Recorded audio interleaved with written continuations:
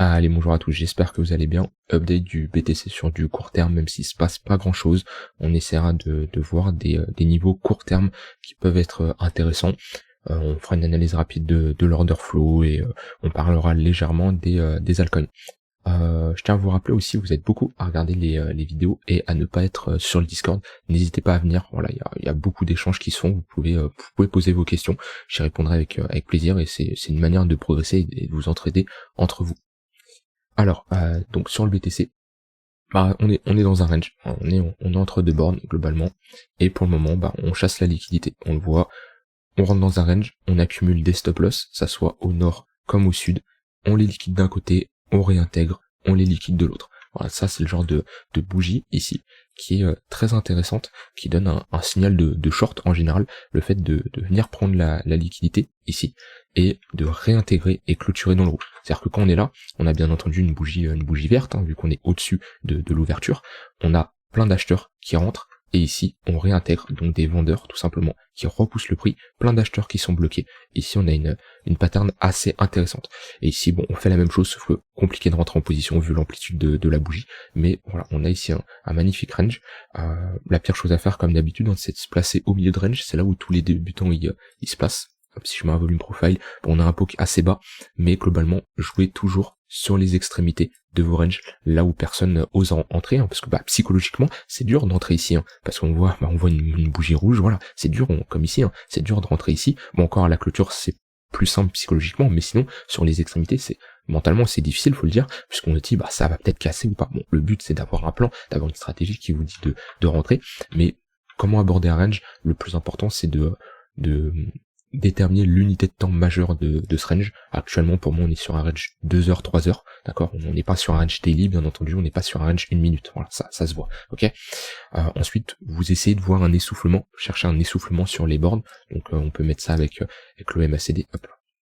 On peut mettre ça avec notre MACD. Donc, chercher un essoufflement sur des unités de temps inférieures. Par exemple, ici, sur du 30 minutes. Voilà, par exemple, ici, on a un essoufflement. Hop là. Ici on a un essoufflement, ici on a un essoufflement. Et ensuite, vous pouvez rentrer sur encore une unité de temps inférieure, donc sur du 15-5 minutes, vous pouvez rentrer sur une structure ou autre. Mais toujours faire de l'analyse multi-time frame sur un range. Je suis pas fan des gens qui font qui rentrent en position en mode yo-yo, c'est-à-dire que hop, ils short là, ils long ici, et ils long ici. Voilà, sans chercher des conditions. C'est un peu compliqué selon moi. Donc essayez de faire une analyse multi-time frame, de chercher des essoufflements. Donc tout simplement une zone où, voilà, ici on a un premier mouvement baissier, d'accord, un momentum qui est bien bearish, on le voit, on fait ici un M sur le MACD. On a un second mouvement baissier, mais ici, hop, on fait un creux plus haut que le précédent. Voilà, ici sur le cours, 2 creux plus bas, et ici sur le MACD, 2 creux plus haut. Essoufflement, c'est-à-dire que les vendeurs sont plus faibles sur ce mouvement-là que sur ce mouvement-là. Et on peut s'attendre à un retournement, surtout qu'on est sur support.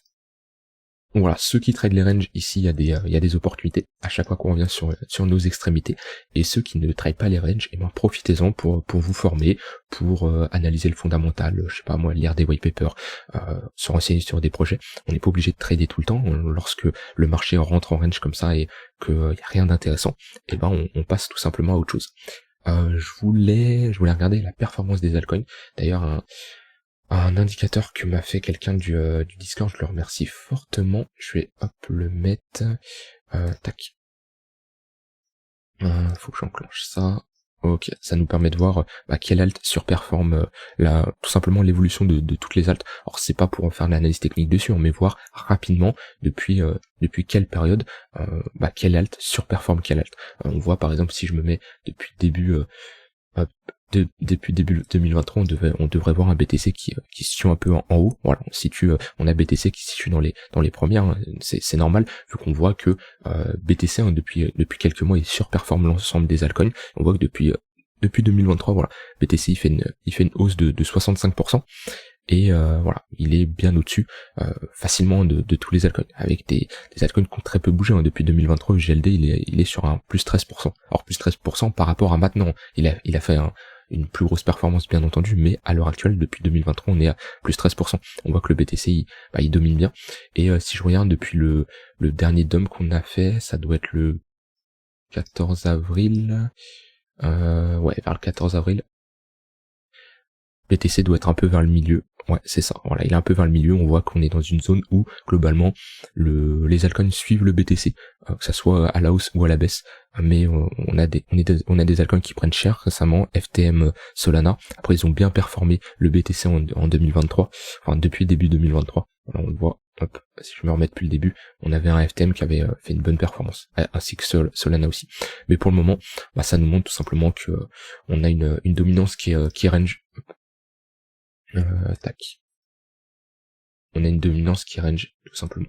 On est entre deux bornes. Voilà, c'est assez faible. On est sur résistance et on aimerait clairement avoir une cassure à la baisse de ce niveau-là, ce qui nous laisserait une opportunité pour les alts de surperformer le BTC. Mais pour le moment, voilà, on a l'ensemble des alts qui est assez neutre. Tac, hop, je vais enlever ça. Donc voilà, maintenant, comme d'habitude, on est toujours dans une tendance haussière primaire, d'accord? Donc, toujours prendre ça en compte. On est sur support. On a toujours cette zone de liquidité à venir chercher. Est-ce qu'on va venir la chercher? Je ne sais pas. Mais si on commence ici à accumuler, hop, à structurer quelque chose de bullish, qu'assure, il y aura une opportunité pour jouer à minima ce niveau-là, voir la liquidité ici, qui est en confluence avec d'autres zones de rechargement globalement. Voilà. Donc ça peut être un setup. Moi, les zones que j'attends, toujours ça bouge pas, les 25 000 $, c'est vraiment la zone très importante.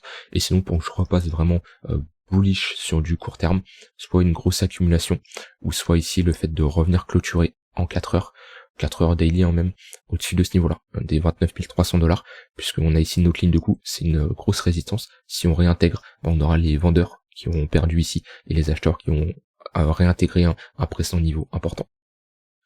Voilà, sinon d'un point de vue order flow, il n'y a pas grand chose à dire. On a un open interest qui suit globalement le cours. Bon, toujours un funding positif et un ratio long positif.